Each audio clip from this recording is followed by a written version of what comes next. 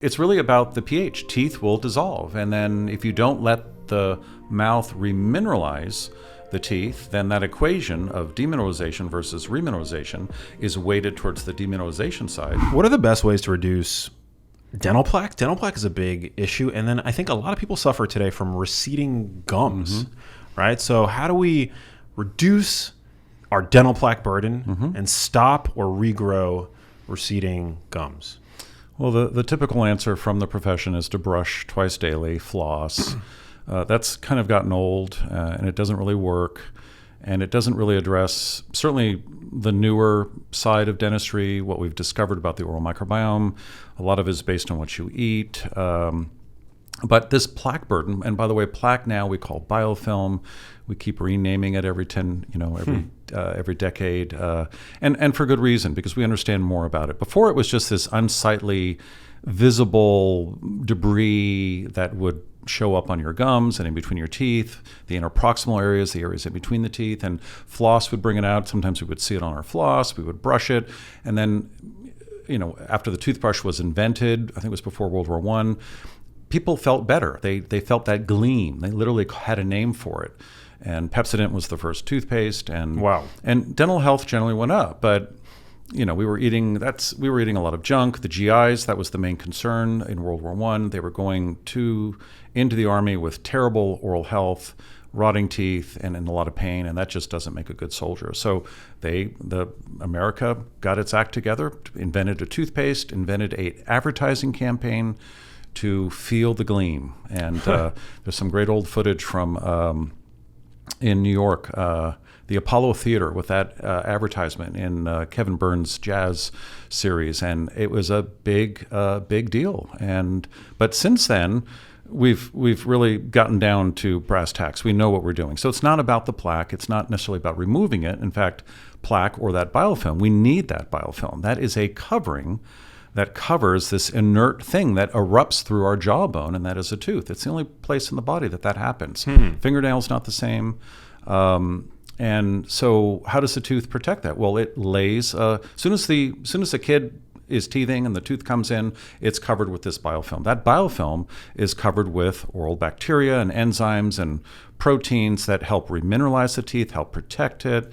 It prevents sensitivity. And we've been telling you the wrong thing all this time, is to scrub it away.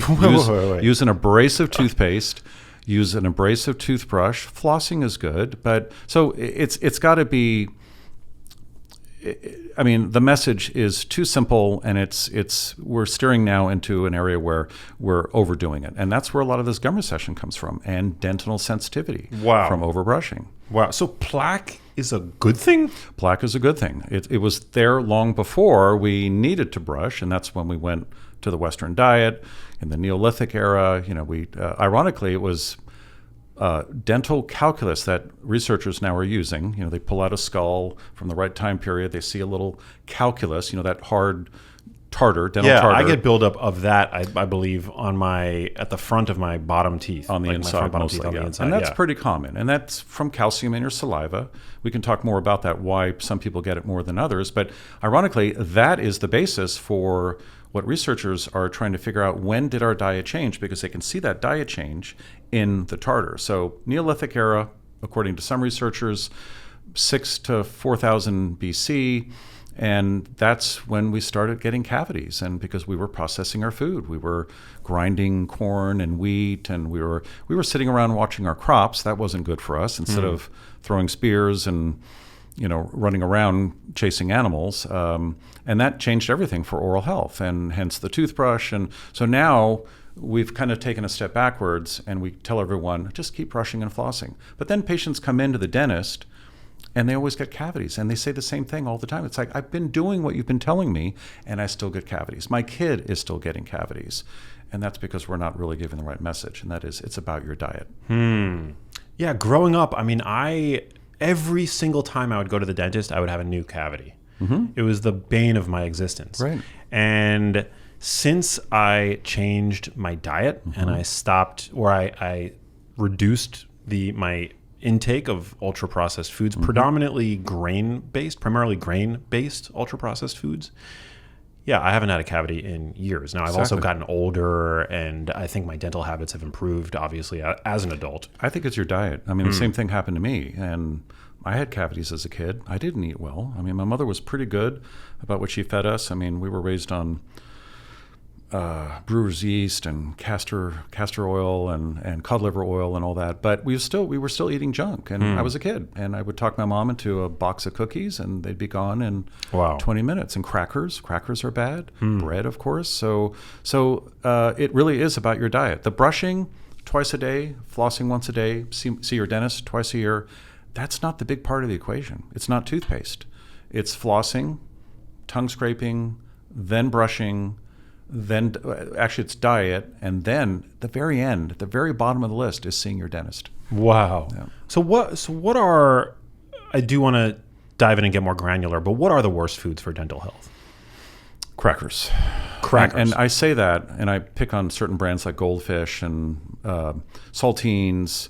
I mean, everyone expects me to say candy, and it's sticky, and yes, there is sugar in it, but I pick on crackers because no one would expect that, and we're eating more of that, thinking that it's just a cracker. It's salty, maybe. Maybe it's got the wrong fat in there, like an industrial seed oil, but it's not sweet. But it is actually a very carcinogenic food, cavity-causing food. In fact, I think it's for kids especially.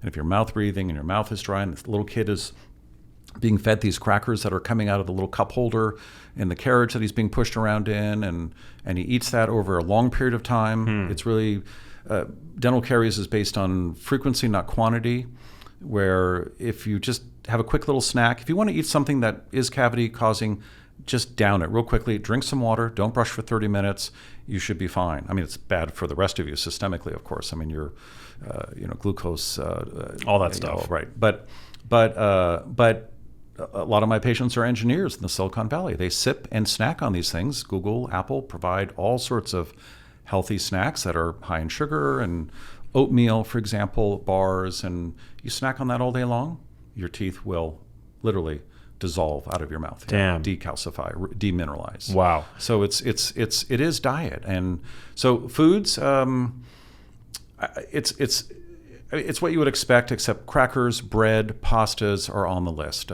Candy, certainly. Acidic foods, foods that are low in pH, kombucha. Well, give me some examples of acidic foods. Like tomatoes are acidic. Tomatoes are acidic. Are those not good for your teeth? In moderation. I mean, if you're eating a lot of tomatoes over the day, it could be bad for you. Wow. It is acidic. I mean, it will make your teeth sensitive. Wow. It will, anything, so the teeth are made up of this hydroxyapatite. It's a globular form with hydrogen ions and calcium carbonate. It's calcium, just like our bones, but it's harder and it's denser and it's firmer. And any acid, well, you remember the experiment in high school where you put your tooth into a glass of Coke? Maybe you didn't do that. I mean, that was big in my day. Yeah, I think I remember that. I mean, almost every school does that. And you come back the next day and the tooth is still there, but it's barely there. I mean, Wow. Teeth can dissolve. But you've got saliva in the mouth, you've got forces in the mouth, you've got the oral microbiome trying to restore the pH, all of that. So if the pH is around 7, everything should be fine. But there are times in the mouth where the pH can get down to 2.9, and that's too much for the tooth. The tooth is slowly dissolving. It's demineralizing. But if the pH comes back up again, let's say you want to chew, let's say you have some coffee, that's slightly acidic, or a glass of wine. You could chew some xylitol gum or drink water at the same time. The Europeans are always drinking mineral water with their drinks and their coffees, right? When I go to Europe, they always serve a little mineral water with a cappuccino, that kind of thing. Well, at least my wife, when she drinks coffee, because I don't drink coffee. Just haven't gotten there yet. Oh man, I love coffee. I know. I mean, I wish I could love coffee, right? It's good for you. But anyway, so it's really about the pH. Teeth will dissolve. And then if you don't let the mouth remineralize the teeth, then that equation of demineralization versus remineralization is weighted towards the demineralization side. Keep eating Goldfish crackers as a kid. Sleep with your mouth open. pH is dry because the saliva, the mouth is dry. You're going to end up with cavities in 6 weeks. Wow. It can be a rice snack. I got my first real bad cavity as a 25-year-old. I was eating a little Japanese rice snack, very healthy, all the right oils in it or no oils, and I would just snack on that for an hour at lunch, and that's enough to to set off that cycle where your teeth literally can't catch up. They can't fix themselves. Wait, do oils play a role in dental health? Fats and oils? Well, fats and oils do. Saturated fats are very important. A lot of K2, a lot of good vitamins in there to help the teeth form to begin with, and bones. But directly upon contact, no, not really. Got it. So it's more of a systemic health. Exactly, yeah. Contributor. Developmental. Yeah, super interesting. Wow. I read a review a couple years ago that pointed to foods that are easily able to be retained within the gum line as being particularly egregious from the standpoint of dental health. So it's like the starches. Right. It's not necessarily even, as you said, I mean, sugar, like sugar sweetened beverages, as horrible as they are for your health, population health, systemic health, they're actually not that terrible from a dental health standpoint, according to this review, because it's like in and out of your mouth. You just like gulp it down, so the sugar doesn't have a lot of time to stick to the teeth, right? Proximity and contact with the teeth. But it's like the potato chips and the wheat snacks. And that's true. I would be more worried about the pH of the beverage rather than the sweetness. I mean, we're talking about contact in the mouth and the tooth. Right. Obviously, high sugar drinks are not good for you. But potato chips are also on the list. Very, very mulchy, breaks down, already processed. The bacteria in your mouth consume these foods. I mean, digestion starts in the mouth, and it starts within seconds. And if these bacteria are digesting a cracker or a potato chip, which is already broken down, their byproduct of metabolism of consuming that is an acid. Wow. Their excrement, essentially. Yeah. So it really is like all about acid. It is about acid. I mean, the karyogenic process is about pH, yes. Fascinating. Yeah. When I'm in a restaurant and I get a water or a sparkling water and it comes with a lime, chances are I'm chewing on that lime. Is that the worst thing that I could be doing for my teeth? I thought you were going to say you were squeezing it in the drink. Well, I do that too, but then I chew on the lime. Right. I mean, citrus certainly is good in moderation, systemically. It doesn't alter the pH of your blood, or because the body self-regulates pH. I wouldn't worry about that. A lot of people are concerned about low pH or high pH. And they spend a lot of money beverages. on like alkaline waters. Yes. Is that BS? It's BS. Yeah, yeah, it's BS. Just get high quality water. Yeah. If you're sipping for long periods of time, like at your desk, and the pH is at around 3.5 or 4, that is below a critical pH. If you're below 5.5, teeth start demineralizing. So stay at 5.5 or higher. There are not many waters that are below that. But if you make your own carbonated water at home with the carbonic acid machine and inject that, sometimes can, if you start off with a low pH water, like your tap water is low. I've seen that actually where I've lived in certain areas. I'm always measuring the pH of beverages. Wow. So that could be a problem. But chewing on the lime or the lemon, that is a problem. That can be. We have a lot of patients from certain parts of the world that's very common, that they do that daily, and their teeth literally have divots and shallowed out areas, and they're very sensitive, some gum recession. But you would really have to work hard at it. A good dentist would see it right away. It's a very unusual lesion. It's not like a lesion that would be caused by grinding or by a cavity, and they would pick up on that. It's an erosive lesion, and hopefully your dentist would mention that that's a problem. But if you want to chew on that lemon, don't brush afterwards. A lot of people will do that. You're literally brushing away enamel because you've lifted enamel off with that acid. Wow, don't brush. Don't brush for 30 minutes. After coffee, wine, tea, my iced teas, even if you're eating some crackers, there is an acid attack in the mouth from the bacteria that have consumed that easily fermentable consumed carbohydrate. They're producing acid. Your pH is dropping. Your mouth could be very dry. When you wake up in the morning, if your mouth has been open all night, don't brush in the morning. Don't brush. Rinse with water first. Drink that first glass of water, stabilize the pH. Wait 30 minutes so that little slurry layer of calcium on the outer part of the tooth, let it reintegrate with the tooth after you eat the lime. So if you eat a lime, just keep drinking the water. Wow. Keep drinking the water. Well, this is actually music to my ears because I don't brush first thing in the morning. I go downstairs, I drink water, I drink coffee. I don't brush generally until maybe I have to go out for a meeting or something, or I head to the gym. But I'm not brushing as soon as I wake up. That's fine. So you're saying brushing as soon as you wake up? It can be. I mean, if your mouth has been open all night and you have a very dry, sticky mouth, that's a low pH mouth. If you don't have the right quantity of saliva in your mouth, you're not at 6.8 to 7.2, I can tell you. That's what's stabilizing the pH in your mouth. Again, this is the only part of the body that can open wide Whoa. and stay open for long periods of time. Whoa. Maybe the nostrils, that would be second in line. And it can get dried out. And that alters the oral microbiome. It makes it slightly dysbiotic, but it can also cause demineralization. People that will snack before they go to bed, maybe they don't floss, they mouth breathe all night long, their mouth falls open when they sleep, they're going to be cavity prone. There'll be other issues too, but absolutely. So lemon or lime, if you want to chew on it, go for it. Just drink the water right away. Swish it around. I get the apple cider vinegar question all the time. My wife drinks that every morning. Drinks it, and it's great. Lowers your blood glucose, and it's a health drink. It's wonderful. Don't brush. Swish with water. Amazing. I'm talking about a minute. Really make sure you've upped the pH. Wow. Buffer that acid. Buffer that acid. Buffer the acid. Damn. I love this. I want to talk about flossing because I floss religiously before I go to sleep. Okay. What do people need to know about flossing, and is there a correct way of doing it? Is there a wrong way of doing it? Right. There is a good and bad way of doing it. Of course, not doing it at all is the worst. It is important. I think it's more important than brushing. Flossing is a very difficult thing to do. So more people brush their teeth than they floss, and that's simply because flossing is very difficult.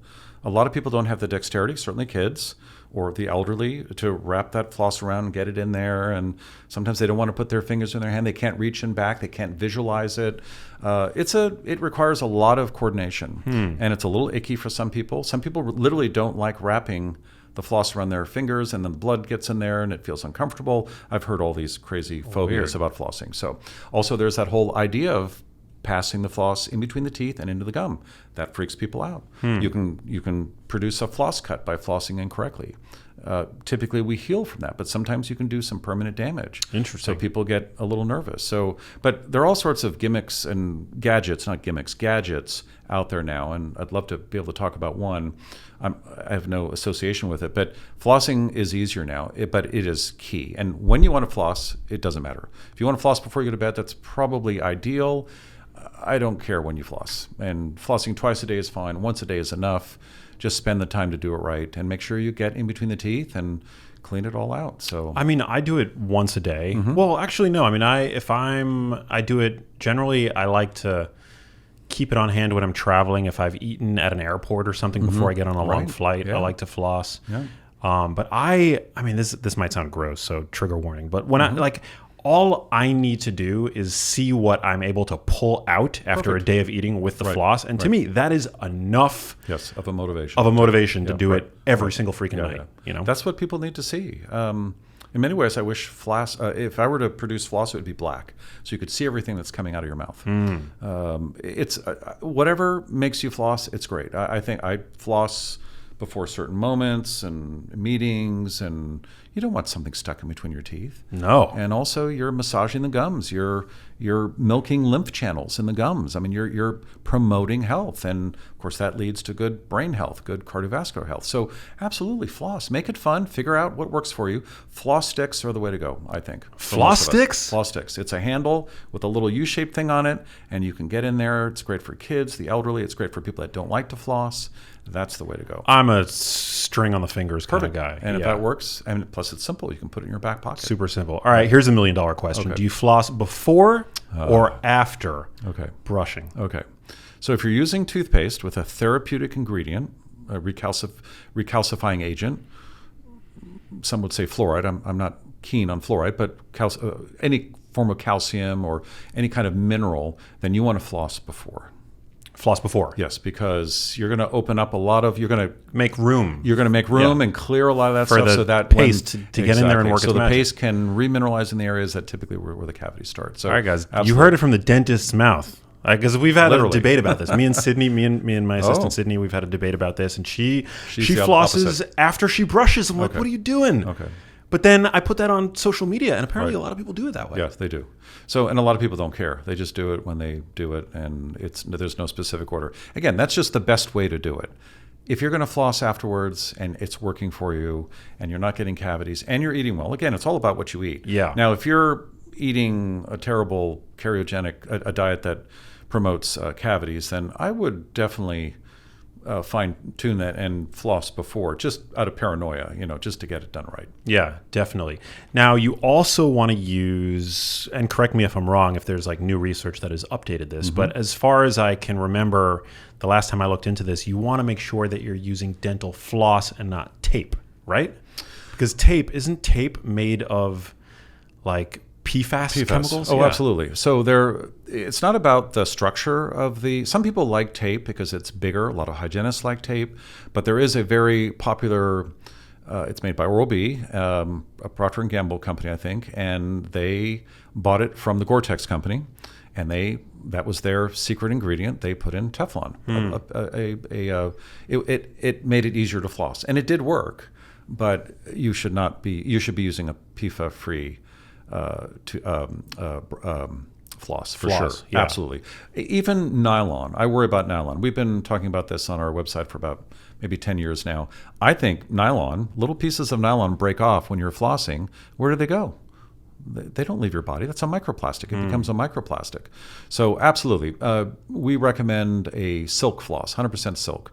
It's not as easy to use as tape that has that shiny surface on it. But they're that's also why not I as like effective. They're not as effective, right? Because they're not as abrasive. Well, I would disagree with that, but there is, you've read that, and a lot of hygienists don't like that tape because it's not as abrasive. They like a floss that as soon as it becomes wet, it expands, and then the little filaments break open, and each filament is scraping the side of the tooth, and I get that. That's Why fine. do you disagree with it? Because floss is floss. I mean, if you're going to get floss in there, you're going to do a pretty good job. I would stay away from the PFAS loaded. Also, any kind of BPA. It has to be a safe polyesterine, I think. It's still plastic. Use the silk. Try that first. And they have that. It's like that's fairly easy. You to can find. buy that at Whole Foods. I've seen it. I've actually seen it at other grocery stores. But try that first. It takes a while to get used to. It is very abrasive. I mean, not very abrasive, but it's a little bit more difficult to use, and it does kind of unravel, which is nice because then you've got multiple strands of getting in there. So it depends on which hygienist you speak to. Hygienists are on top of it, though. They are the anal retentive teachers of our profession, and God love them. They're great. I've had some amazing dental hygienists. Right. Yeah. And sometimes when you like your hygienist, you come back 6 months later and you want to do a good job for them. Exactly. Right. You want to impress them. That's a great way to motivate people. Why not? I actually really like getting my teeth cleaned. I don't know if that's a weird thing. It's not a weird thing. I would say you're probably in about the 20% group. 20% group? Most people don't like it. They'd rather have their hair cut or, what is the best interval to go and get a dental cleaning? Or does it vary person to person? It varies person to person, but unfortunately we've rubber stamped it with an arbitrary twice a year. If you have gum disease, then every 3 months. And I think there's a lot of variability there. Sometimes it's more often than that. I have a lot of patients that I can see every 2 years. Wow. From a gum point health. Sometimes they may have a question about something, but it does vary. But the industry standard is twice a year. Are you what they call like a biological dentist? Is that what you consider yourself? I mean, I don't like that term. I don't like homeopathic or holistic. I like the term functional. And I think that, functional medicine, Dr. Hyman, I've followed his work and I've modeled a lot of my talking points on what dentistry, where it should go, and it should be in that functional route. A dentist that connects all the dots systemically, and so functional dentist, absolutely. But there are many different titles. But you definitely don't want to see a conventionally trained dentist, a fill and drill, tooth carpenter. There are all sorts of terms. Clinically, we need good dentists, but when you see your dentist, because of the involvement and the connection to systemic health, you really want a dentist that can recognize diseases like, sleep apnea. We can see it decades before a physician can. Wow. And that's just because we're trained to look at different things. Erectile dysfunction. You had a guest on a few weeks ago, Nathan. He's wonderful. He's the guy. He has great products. I recommend them all the time. And has become a big part of dentistry. And so I don't think the canary in the coal mine is erectile dysfunction. It's actually gum disease at an early age. Gingivitis, that chronic gingivitis. That's a sign that the NO levels at nitric oxide are low. So there are things that a well-trained dentist can pick out for you and then refer you to the right, or sometimes I'm a sleep dental medicine trained dentist, and so I would refer to a physician, but then that patient would get referred back to me. And there's certain things as a dentist, if you're trained correctly, that you can do for sleep apnea. So, but I can recognize it decades before a physician can. Wow. How are you able to identify sleep apnea? Anatomy, essentially. I mean, short answer is the shape of the face. How well did that child develop? Is it a downward, forward progression with a certain width of the maxilla? If the mouth portion doesn't develop to its full potential, then the other two little boxes in back, the nasal passages and the airway, they also are very narrow. It's all about that bony structure. It can scallop tongue, mouth breathing, high decay rate.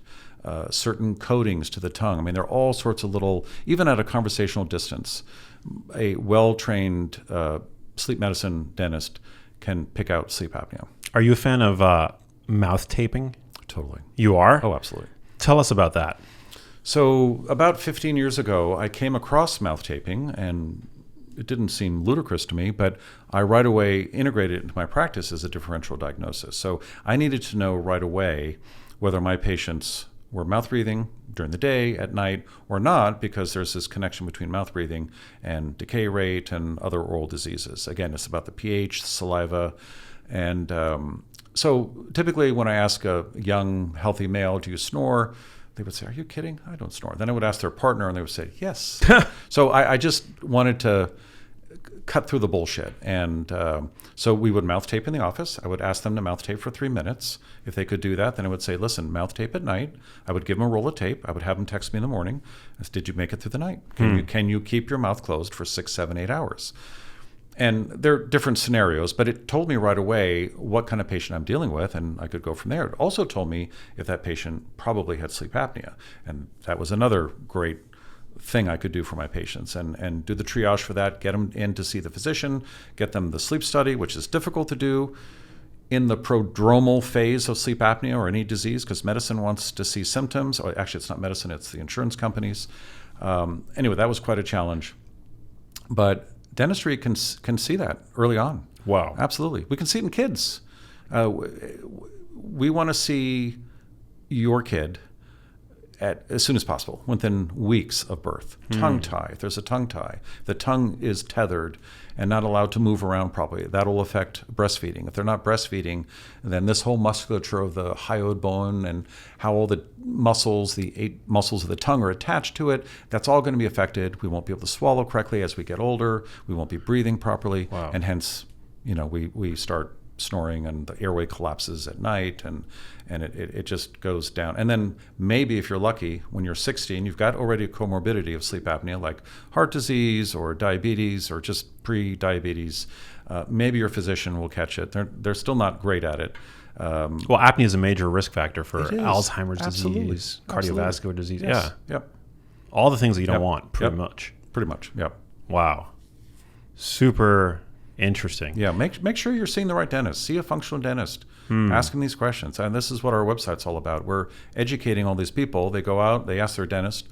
Actually, my daughter and I, we created this website about 10 years ago, and we've educated millions of people on functional dentistry. And about 5 years ago, it got to be a problem because nobody could find a functional dentist. So we created a directory, and we have a directory now of functional dentists. That's a growing field, just like what Dr. Hyman's doing. I mean, it's great. I mean, it's really a better way to treat oral health, and certainly how it's linked to systemic health. I love it. I use an app occasionally called Sleep Cycle. Well, I use Sleep Cycle as my alarm clock. Okay. And I have no affiliation, but it's a great alarm clock. It wakes you up within a window of when it detects. It has a microphone. It basically listens to you sleep, and it detects when you're in your a lighter phase of sleep, and that's when it wakes you up, as opposed to when you're like deep REM. But the app also, I believe, automatically lets you know if you snore. Yes. Yeah, and according to the app, your boy doesn't snore, so Good. I'm happy about that. Good. Get an Oura Ring though. An Just Oura, to check in. I have one of those. Oh, good. Yeah, good. they're great. No, snoring is. I wrote a book 6 years ago, and that was before the Oura Ring and all the great trackers. And I actually have 3 2 sleep apps. trackers. So I have, I use Sleep Cycle occasionally. Good. I have an 8 Sleep mattress pad, cover. so that automatically tracks every night. Good. And then I have an Oura Ring. Yeah. I mean, I think everyone should be tracking their sleep. I mean, that is a major problem in today's world. 90% of sleep apnea is undiagnosed in this country. 90%. 90%. If you have it, chances are it has not been diagnosed. Wow. And you spend a third of your life asleep. Exactly. So if you're not sleeping do it well. Absolutely. Yeah. Exactly. Yeah. When it comes to mouth tape, there's obviously a lot of brands on the market now, but is there like a cheap, simple type of tape that people can go on and pick up? I prefer the 3M NextCare. It's a light blue tape. It's on a spool. You can just tear away whatever you want. It's sticky. It's good for facial hair. It rips off easily without pulling off your skin. I mean, it's convenient. Doesn't look like hostage tape. So mouth taping is absolutely fantastic. I do recommend it. And even if you think you're sleeping well, our mouths do fall open. Your respiratory rate will go down. And again, my Oura Ring supports this. I mean, can recognize it. High altitudes will change this, of course, but mouth tape. I mean, even if you're a good nose breather, I would recommend mouth taping. It does make you sleep better. And I know it's a TikTok phenomenon now and all that, but I mean, the studies have supported this. A lot of physicians are not on board. They're a little ticked off about it. I'm not sure why. Just make sure it's safe. Try it while you're awake. Mouth taping can transform your life. It can also be really helpful to use one of those like nose expander things. Absolutely. Right? Depends on where the constriction is. The constriction may be here. It may be back by the conchae or down as the nasal passages, the nasopalatine area, as it goes down to the airway. And it could be the airway itself. It could be a combination of all of that. Find out what's making you snore. I mean, snoring is an early sign that there is a constriction. You're making noise. It's like an oboe reed, right? You know, it's gonna vibrate. So, and as we go into deep sleep, our muscles go limp. And so if you haven't developed with a nice broad width of the upper jaw, chances are the skeletal portion of your airway is also small. And so the muscles that form there, when they go limp at night during REM, they will collapse. And if it's a small space, they will touch. Touching means vibration. And when they get sucked closed, especially if you're mouth breathing, that tissue is very dry. And when it touches, and it sticks to itself. So that's another reason you should nose breathe. Keep all that in your lungs. Keep it all moist. The noise is filtering the air. It's humidifying the air. So keep it. What an opportunity! 6 to 7 hours a day when you can breathe your nose. You can't overbreathe CO2. It balances your pH of the blood because your CO2 mix is correct. It's a great opportunity. It's boosting a missed nitric opportunity. oxide. Nitric oxide, exactly, because the nasal passages are loaded with that NO synthase pathway enzyme that produces that NO gas. That opens up the nose even more. It fights infection. Absolutely, you're right. Did you see that article that came out in the Atlantic today about how that, the phenyl or pseudoephedrine? Oh, yes. Waste of time. Pseudoephedrine is the one that you now have to show your ID to get. Oh, because of the fentanyl. Because you can turn it into meth, right, apparently. Right. But that's effective as a nasal decongestant. Yeah. But it's the one that you don't have to sign. The over-the-counter Sudafed. The over-the-counter stuff, right. yeah. Fentanyl. It's been around forever. Right. Completely ineffective. Yeah. Except in Europe. They don't sell it in Europe because they know it's ineffective. It's BS. It doesn't do anything. Yeah. It's a $2 billion a year business. Totally. I mean, how many it's theft.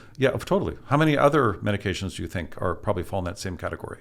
It's got to be some. I don't know. Yeah, insane. Right. Yeah, exactly. But it's like people love to, and I don't have like a dog in this fight, but people love to talk about the supplement industry as like being completely unregulated. Well, this is FDA approved. You're right. And it's a $2 billion a year business. And it does absolutely nothing. Yeah. Regulation isn't always cracked up to be. In fact, it can really limit certain good products that should be out on the market. So absolutely. No, you're right.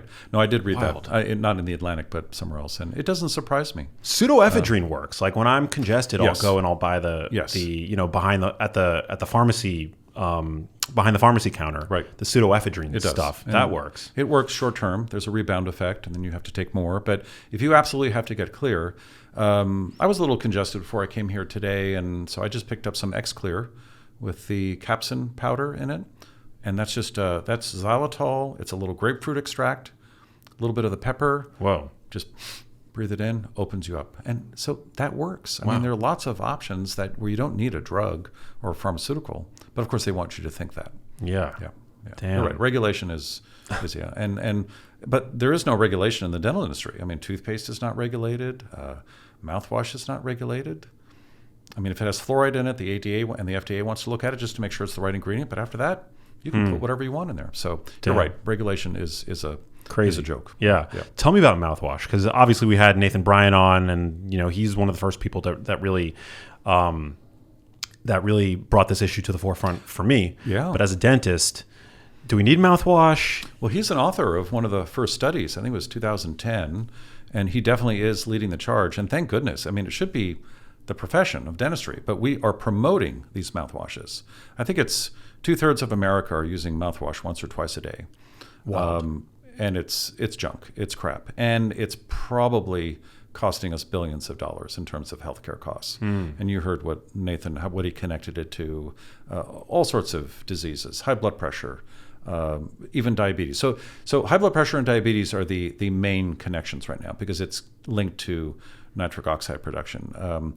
And so from the dental perspective, it's interesting and it's great for us. I mean, we mentioned this about 10, 12 years ago, but because we're oral health gets forgotten. I mean, we got kicked out of the club by physicians in 1839. And we're just kind of drilling and filling, right? Insane. Yeah. And that's a problem. Those two parallel universes and with no interconnective tissue in between is a real problem. But the bacteria on the back of the tongue, just to keep it very simple, they're the ones that are producing a lot of this nitric oxide gas. There is production in the endothelial cells, in the blood vessels, but by age 40, that decreases, and your one chance at NO production is by pulling air through your nasal passages, assuming your nasal mucosa is moist and working well, and all the cilia are working well, and the mucus, it's a biofilm, it's a biome. If it has the right consistency and the pH is correct, then you can get NO from that as well. But it really is coming from based on what you eat, like beets, natto, chicken liver pate, dark leafy greens. Arugula with a blue cheese crumble and some olive oil. I mean, Yum. that's an NO bomb right there, right?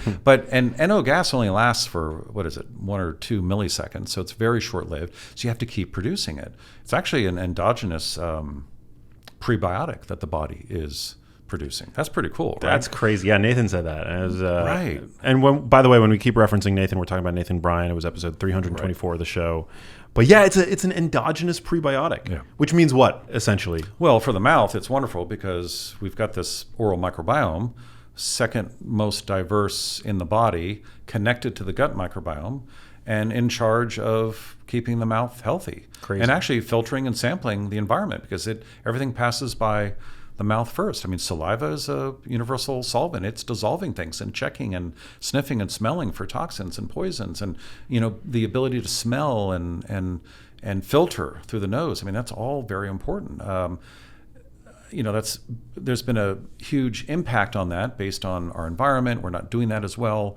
Our mouth isn't working as well. As I said, our faces aren't developing correctly because of diet and other factors. But I mean, Nathan's amazing, and this whole mouthwash connection is wonderful because it's really going to point out to physicians or the medical world that there's shit going on in the mouth that you should be worried about, and it's affecting your patients. And all those high blood pressure medications that you're giving are for naught because you haven't addressed the root cause, and that is diet, those bacteria on the back of the tongue, and the dysbiosis of that oral microbiome, because of this blast of mouthwash that comes in and kills them. Yeah. There's another study, and I think Nathan was an author on this too, and it just came out. It's fascinating. If you scrape your tongue more, this is assuming you're not using mouthwash, although there was a part of the study that you could scrape your tongue and take mouthwash, and it decreases your blood pressure within 6 days. Wow. So by revitalizing that, reorganizing that oral microbiome on the back of your tongue. And again, this is sitting underneath little mushroom-shaped papillae, and it's a thick carpet down there. And I don't know if you've ever scraped your tongue, but for people that have done it the first time, a lot of crap comes off the tongue scraper. Wow. But if you do it daily, then you don't see it. But it's a good preventative thing. But why not do that? It produces better breath. That's typically the number one reason for bad breath, because those bacteria, if not well taken care of, and if they're being bombarded with these bactericidals, it could be alcohol or eucalyptus oil, essential oils. There are other things, triclosan, detergents, emulsifiers in these mouthwashes. They're under attack. They start producing ammonia. And then you get the sulfide bonds, and that's where you get that kind of fruity breath smell. So the irony is that we're using mouthwash. You get that little burn, you get that little minty overlay smell, and then in 10 minutes, you're worse off than you were before. Damn. What the heck? What are we doing? And it's creating chronic diseases like high blood pressure, erectile dysfunction, diabetes. I mean, nitric oxide is important because lack of it makes you more insulin resistant. Sensitive. Yeah, resistant. Right. Exactly right.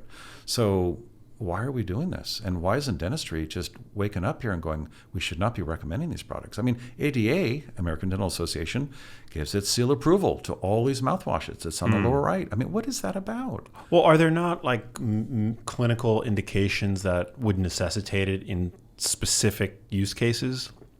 There are, although we wouldn't use an over-the-counter. We would use something a lot more specific. Like chlorhexidine or something? Chlorhexidine, actually, there are a lot of studies saying that that's like the worst. Xylitol works as well as chlorhexidine. Chlorhexidine is quite cytotoxic. I mean, it takes everything out. It's a nuke. And it stains your teeth as well. So I think what you're asking is, why isn't the profession being more scientific about this? Dentistry is not as evidence-based as some other healthcare professions, unfortunately. I think functional dentistry is better at it. But we do, so if you test your oral microbiome, and we have that ability now, and you get the full picture, a metagenomic shotgun view of the mouth, like all the bacteria. And if your dentist or a researcher is good enough at analyzing that, and he sees little blips in the wrong area in terms of colonies, and then he can match that to certain diseases in the mouth, if that's all possible, and we're working on that, it's not as easy as it sounds, then there is a protocol where you would give a specific mouthwash for a period of time, retest, and then make, it's like what Dr. Mark Hyman and any functional medicine doctor that specializes in gut health would do. I mean, you try and feed weed and seed, essentially. That's what we try and do to the mouth. And mouthwash is part of that, yes. Wow. Yeah. People can make also at home like a saltwater mouthwash, right? Isn't that fairly effective for bad breath? Hypertonic solution, supersaturated solution. We've got a formula or a recipe on our website. It's been up for about 10, 12 years. I've been using it for 30 years with my patients after an extraction. None of this cytotoxic, staining, expensive mouthwash. I mean, it's $40. And most patients use 10% of it and then throw it away because it's absolutely disgusting. But it's essentially a liquid wound disinfectant. It's after surgery, and you don't want to have an infection occur after you've been stitched up after gum surgery, and in some cases. But the study is now saying that chlorhexidine is not as effective as everyone has once believed. Of course, that's a big product by a major manufacturer, and they don't want you to believe that. So salt water is wonderful. It can cure pretty much anything in the mouth, and it has to be a supersaturated solution. In other words, keep mixing in high-quality salt into a glass of water until it no longer dissolves, and that's your hypertonic solution, and that will heal open wounds in the mouth, like a canker sore, post-extraction site. Post-extraction, you don't want to swish too aggressively. You could get a dry socket, et cetera. But absolutely, it's wonderful. And it's been used for a long time. Ayurvedically, it has a great history. It has a great track record. Super interesting. So so as much salt as the water will essentially take before it stops dissolving. Interesting. Yeah. Warm water helps dissolve more. Yeah. What's the skinny on oil pulling? This is something that always comes up. Is it BS? I don't do it, so I have no dog in this fight. But is it something that, like, is there any evidence, or is it just some Ayurvedic thing that people like for whatever reason? It is Ayurvedic based. So it works. There is a benefit. There is a mechanism of action. But the problem is, and I get this all the time on the Instagram feed, people haven't seen their dentist in 6-7 years. They have bleeding gums. And they think that oil pulling for 12, 16 minutes, which is hard to do. I don't know if you ever tried that. I've tried. Yeah, it's hard. Cheek Super muscles hard. get sore, and you have to spit it out. You can't spit it in the sink because it could clog the sink. Yeah. And No, a lot thank of you. there are toxins in it. It's an absorbent, not an absorbent, adsorbent, and it is an emulsifier. Coconut oil is an emulsifier, a very gentle emulsifier. It does break down the biofilm. Sometimes you can do it too much or for too long, because you do need biofilm. But it is not the solution for gum disease. It doesn't remove the tartar and the calculus. That is firing up your gums. I mean, setting them on fire, and they're bleeding. And so a lot of people think it's the solution, that they don't have to see a dentist. Oil pulling is enough. And that's where the disconnect occurs. But oil pulling, absolutely. If you wake up with a dry mouth in the morning, instead of brushing, oil pull for about 2 or 3 minutes. Good for dental health, good for breath. Yep, absolutely. It's a mild emulsifier. It's better than mouthwash. It's good for the back of the tongue. Absolutely. Wow. Yeah. Very mild, very selective, can be overdone, but it's not this end-all solution that most people expect. Yeah. Yeah. When it comes to toothpastes, you mentioned briefly that you're not a fan of fluoride. But your industry, 9 out of 10 dentists agree. Right, exactly. You brush with fluoride multiple times, you know? What's the deal? It's toxic to a developing brain. And that's all I needed to know. Why do they put it in our water? It's in our water. It's in our toothpaste. It's in some foods. It's a great question. I mean, it doesn't make sense, right? It's stupid. We've had it in our water since the 60s. The reason we put it in there as a profession, we promoted it, is based on association. We thought that it would decrease the amount of cavities in children. It does not. And a lot of the new data that supports brain health issues, and we have about 70 studies, 90% of them have been approved by the NTP, that arm of the CDC that looks at the science and then approves it for methodology and sanctity, and so that when legislation is put forth, those are the studies that they can look at. And that just happened recently. It was withheld for that report was withheld for a year. Those studies are also by association, but they're much better methodology than the early times, where literally a dentist was living in a small town in Colorado, and he noticed that there was a lot of fluoride in the water, and that the kids weren't getting decay, but they were getting spots in their teeth and brown spots and dental fluorosis. In Europe, all of Europe is pretty much non-fluoridated except for England.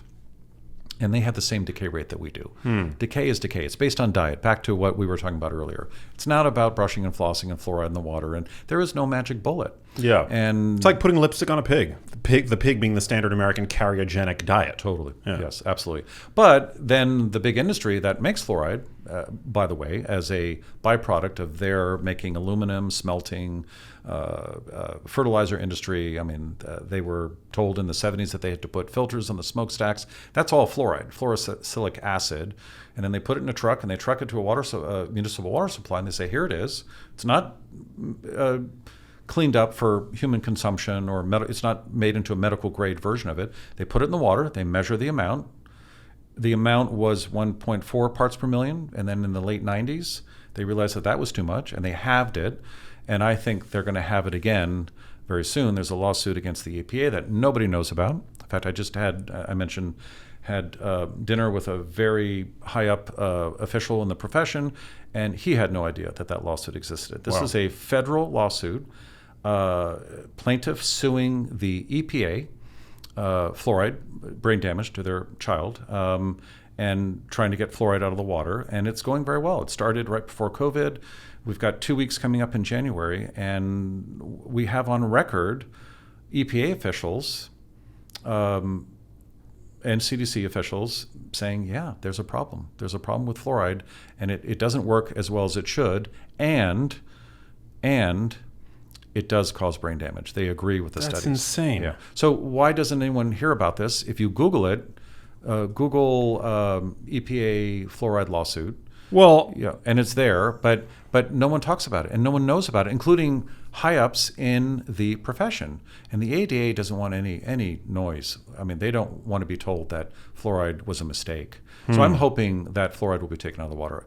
Max, I raised my 3 daughters without fluoride. The minute Catherine was born, my oldest, that was 36, 37 years ago, while my wife was laboring, I literally went down the street.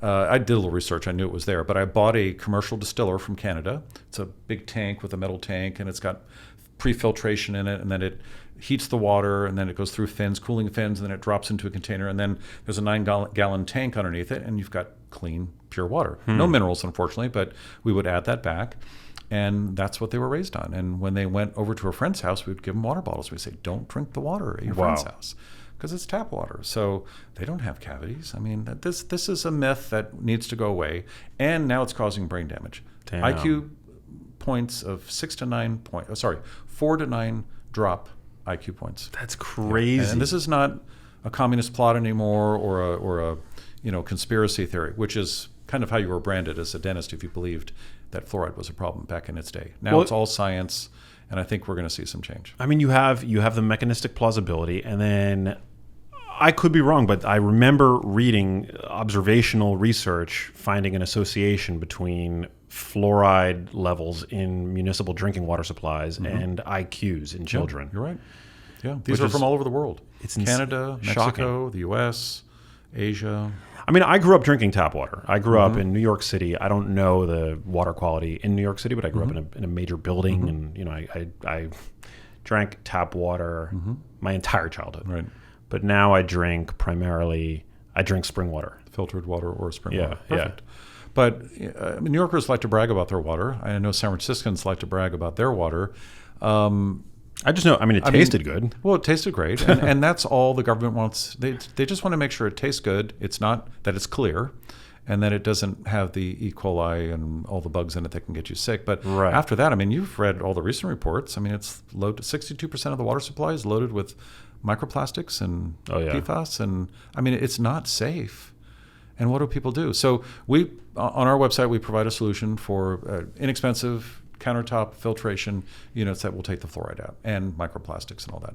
Ironically, one of the filters added microplastics after it did the filtration, so we changed our recommendation. But you can easily filter. So if you're a mom, preconception, one of the things you should plan for, one is good dental health, because if you have inflamed gums or any form of gum disease, your baby will be born prematurely, will have a low birth weight. There's a high incidence of that with any kind of inflammation in the mouth. Certain vitamins you should be taking, and certain nutrients and all that. Certainly, all that counseling is very important.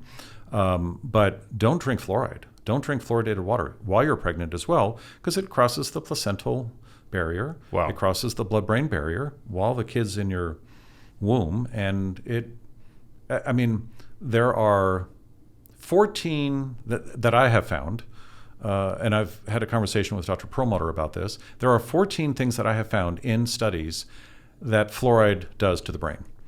And if you read through that list, I can share that with you later if you want. It's like the first big hit is the mitochondria of the brain. It's the last thing we want to affect, right? Right. And then the myelin sheath and the endothelial cytoplasm and of dendrites. I mean, it just goes on and on. It's like, why would we want to do that to our brains? So it's one of the easiest hacks. Just get rid of fluoride. Don't worry about your teeth. They'll be fine. Just eat properly. Eat properly. Drink clean water. Clean water. Yeah. Mineral water. I mean, if you can't afford one of these systems, like, I get it. Don't. $30 for a countertop filter that filters out fluoride, and most of the things that we worry about. These countertop, are you talking about like a reverse osmosis? No. It's a pitcher. And you go to your sink and you fill up the top part of the pitcher, and then via gravity it goes to the filter, and then the bottom. But you're not talking about like a charcoal, like a Brita, right? No, those don't reduce. A Brita doesn't work very well. What's the other one? There's like a lawsuit now, right? Yeah, there against is. Brita. Right. Yeah. So Brita was developed in Europe for old pipes to get lead out. That's all it was. And it has silver nitrite in it. And that's all. And then it became a big brand. And very misleading in their advertising. But all the other ones do. The ones you get at Costco are not good. There are two. There's actually only one that I like, and I think it's made down here in LA. What's the drop brand? Yeah. Clearly filtered. Clearly filtered. Yeah. They do reverse osmosis. They do a little water bottle for kids. So if they do go to school and they fill up with water, it's filtering out fluoride. They filter out fluoride. Yeah. PFAS, plastics, microplastics. Those are a little bit more expensive, but I mean, an IQ change of 4 to 9 points, what does that cost that person in their lifetime? I mean, like the peace of mind. Yeah. I'm totally on board. What about, so as a replacement for fluoride, are you a fan of hydroxyapatite? I brush with hydroxyapatite. Good. Is that a good thing? It's wonderful. It's amazing. There's a little controversy as to the particle size and which version you're using. It's been in use for 40 years. It was developed by NASA. I mean, the nano version was developed by NASA, so it's a smaller version. So that's synthetic. They take basically hydroxyapatite, which is what's in our teeth right now. That's what our teeth are made up of, and our bones. And you can get that from many different natural sources. You can put that in toothpaste, but it's better if it's a smaller particle size because that remineralization, demineralization equilibrium is really improved with nanohydroxyapatite. But some people get nervous with the word nano. Nano has been approved. There's one version of nano that has been approved by the EU, the SCCS, which is kind of a very elite group of scientists. I don't think they get paid for their work. They rotate out every 3 years, and they look at everything. And if they don't like it, doesn't matter what the corporation has to say, they ban it. I love that. We need that here. Yeah. We need something like that here. I don't think the corporations would allow that. No. I'm not sure if you think they would or not. But anyway, and so they have approved this one version of nanohydroxyapatite. It's in some toothpaste here in the U.S., all boutique brands. Colgate doesn't want to get involved with it. Not yet. They're watching. I wonder why. Because Colgate and Crest and all these Unilever, I mean, they are... Do you know how much it costs to put a tube of just standard toothpaste on the shelf in the box, including all marketing? I have no idea. 35 to 45 cents. What does it cost? $4 or $5? I mean, I mean, Yeah. The boutique brands are more, of course. I mean, this is a huge business. Well, they're already also... Why would you want to mess with it until the competition comes in and starts stealing some of your customers? That hasn't really happened yet. The boutique brands don't have that clout yet, but they will eventually. And some of the brands have been purchased. I think Hello was purchased, but they don't have hydroxyapatite, I don't think. But there are still a lot of other problems with toothpaste, the emulsifiers, the surfactants, all the essential oils. And we throw a lot of stuff into toothpaste. And the more we throw in there to make it look good in the ingredient label, the worse we're making it. So toothpaste is an unregulated market. If you're using a non-fluoridated toothpaste, that's a great step. If you can get, the next step would be using a remineralizing agent, which would replace that. And that would be either a micro version, which is just standard hydroxyapatite ground up. Make sure it's from a good source. And then the nano version would be the best. So if you have a kid getting cavities, or if you're getting a lot of cavities, you're mouth breathing, you've got those kind of issues, definitely use the nano. The stuff works. And we have studies, plenty of studies. We have a database on our website of nanohydroxyapatite and microhydroxyapatite studies. They've been around for 15, 20 years. It's been in use in Japan for 40 years. They bought the patent, or they licensed the patent from NASA. NASA developed it for zero gravity. They were worried about bone density and zero gravity, so they developed the nanoparticle. But make sure your toothpaste has this version of nano, which is made by Fluid Nova in Portugal. That is the best and safest, and it works. And that's the toothpaste you should be using. That's the toothpaste that everyone should be using. I wonder if there's hydroxyapatite in bone broth. Because bone broth is made of bones, and bones are made of hydroxyapatite. That'd be an interesting thing to it would be. I don't. find out. Hydroxyapatite is not that soluble, so I don't. I think it stays in the bone. Although there's got to be some mineral coming in from it. There's a lot of gelatin, of course. Yeah. And a lot of goodness there, but. Yeah, I haven't seen that. Yeah, I wouldn't use bone broth and put it in your toothpaste and count on it being as a good remineralizing agent. But I mean, it's good for your gut. It's good for many other things. Yeah. No, bone broth is great. What's the deal with root canals? Root canals for longevity. I feel like this is something that is allegedly highly controversial within the field of dentistry. What's, like, from a high level, 30,000 foot, what is the controversy? Right. And what's the deal? Well, the controversy is based on, and this is so typical, a journal or a little pamphlet, a very small book written by an endodontist, actually no, a dentist. And I mean, it demonized it based on a few experiences. So N of 2 or 3 or 4. And that's not scientific. So in a nutshell, a poorly done root canal can take you down. It can cause sepsis. It can slowly leak bacteria into your bloodstream, and that can get into your brain. It can get into heart tissue. It can take down a liver. I mean, seriously, it can kill you. Well, sepsis is awful. Oh, awful. It's deadly. It's deadly, yeah. Yeah, it's deadly. It's awful. Women And- like lose limbs from sepsis. And absolutely. Yeah, there's like, that just happened. Did you hear about I forget where I saw it. tilapia But fish or something? Yes. All 4 limbs? yeah, sepsis is very Right. bad. Yeah. Sepsis is a bad thing. Yeah. But root canals are, I mean, it's very close to the blood supply. And if it is poorly done and if bacteria can leak back in. So essentially what a root canal is, there's living tissue in a tooth, pulpal tissue, and there's mesenchymal tissue. That tissue was there that helped the tooth form, the enamel organ. It has blood vessels. It has an artery going in and some veins leaving it, and there's tissue in there, odontoblasts that help produce the tooth. It grows outwardly, and that's all in the gum. And then that tissue lives up to a certain point. As we get older, that space gets smaller. There's internal calcification, and sometimes the tooth will naturally die on its own. But if that tissue gets infected, like from a deep cavity or from trauma to the tooth with a fracture, the fracture allows bacteria in. It can also, once the integrity of the shell of the tooth is disrupted, then that tissue starts going nuts, and that's why tooth pain is so painful. I mean, it's shaped world history. I'm convinced of it. Yeah. When you get inflammation in a closed space and it has nowhere to go, I mean, you feel like putting your fist through the wall, Yeah. right? I mean, I've seen that. I've seen people suffer immensely from tooth pain. And then because it's a closed space, all that inflammation shuts down the blood vessels. It squashes everything. It necroses. It dies. And then you've got this festering dead tissue that the body can't get to and antibiotics can't get to. And then it starts developing its own bacterial colonies. And then it spills out the tip of the root where all the blood vessels used to come in. And then that's where you get the problem.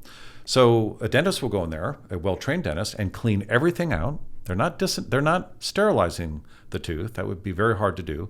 But they remove all that tissue and then they fill it, they obturate it so that no other fluid can get in there. And if that's properly done, a root canal can last your lifetime. The problem is that most root canals are not being done properly. And they're newer techniques. There's a very well trained dentist here in LA, and she uses ozone and she uses lasers to get in there, where typically a dentist would just take a little file with a kind of a twirly blade to it and push it in and out and clean it out, but you're not getting all the tissue. There are accessory canals to the main canals, and upper first molar has tortuous maze of canals, and you're not going to get them all. So it's really about which teeth you're doing. And if it's a simple tooth and it has one canal with some accessory canals, and if it's done properly, a root canal can be done well. But it's really about how we've treated root canals with the lack of regard to how well they're done. And root canals can really be quite bad.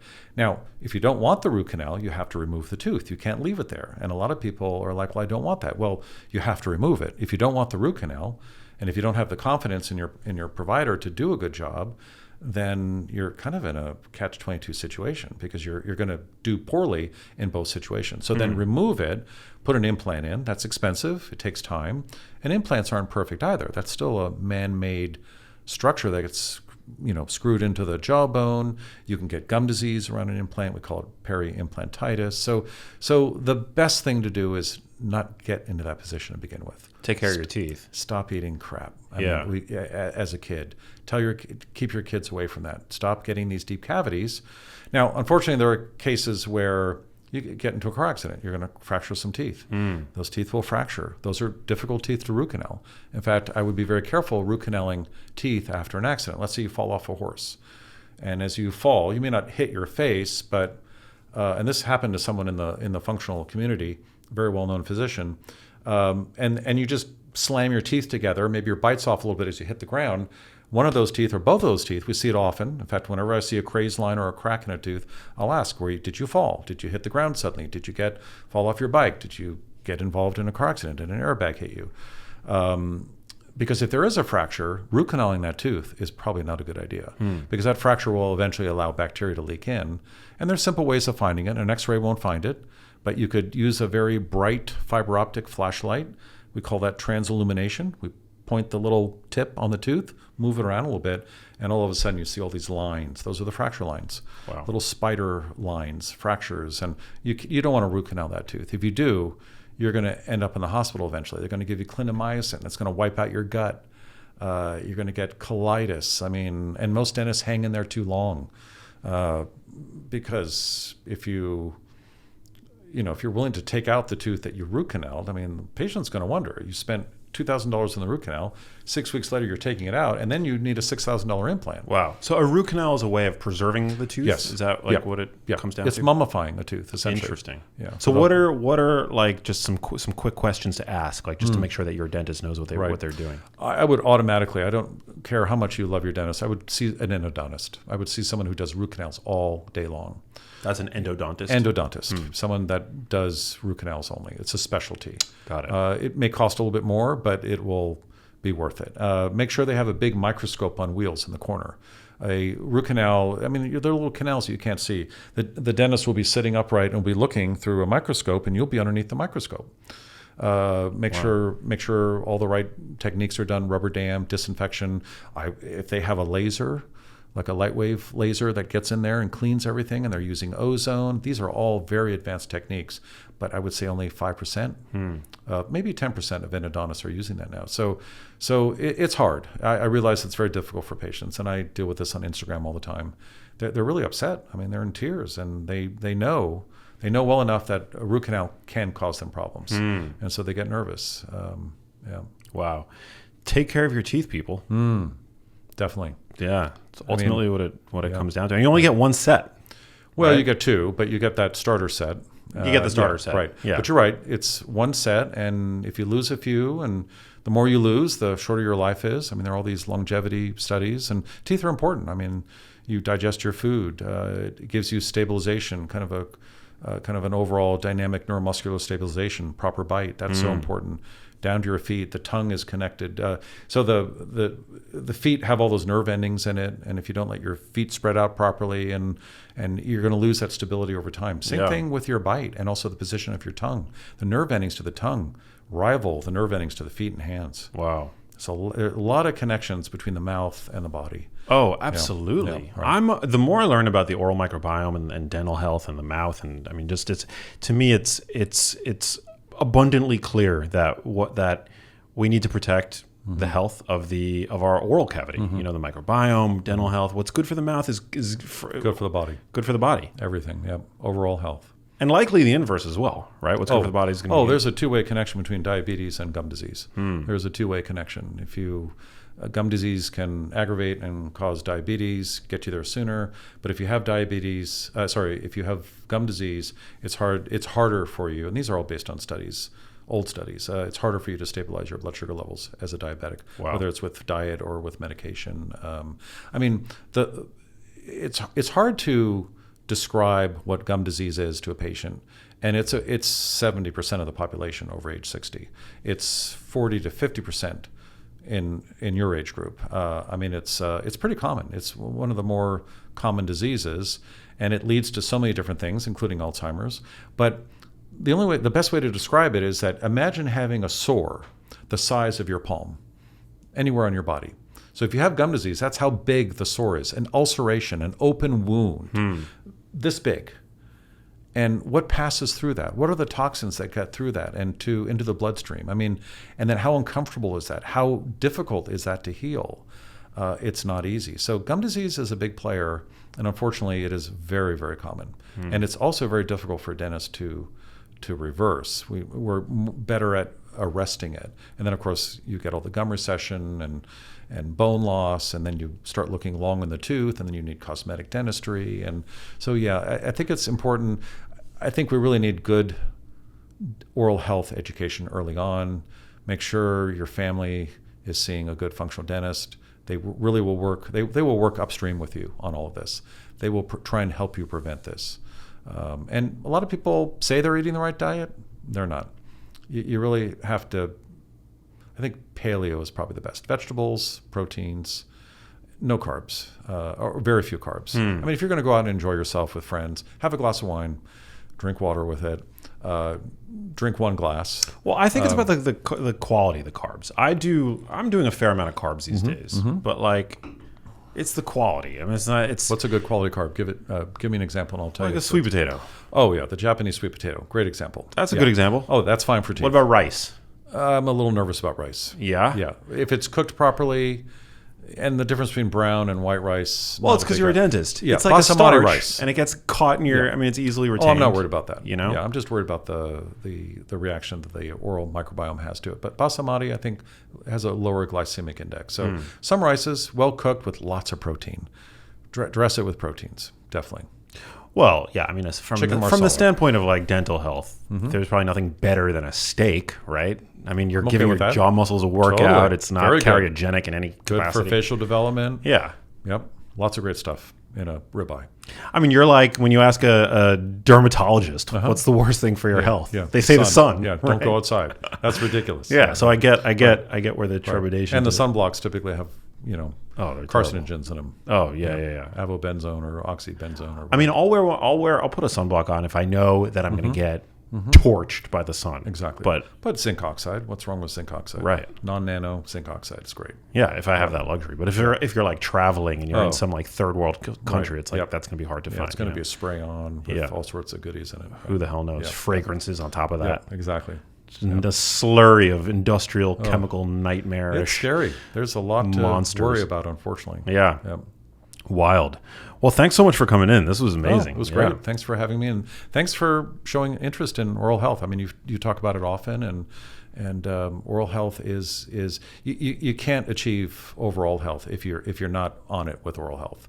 It's so intimately connected, and you really have to be on top of all that information. And unfortunately, it's being treated and regarded as a separate part of the body, and that's that division between medicine and dentistry. It's the same part of the body. It should not be looked at or treated as in a vacuum. It's ridiculous. Yeah. Totally interconnected. Yep. Hey, if you liked that video, you need to check out this one here, and I'll see you there.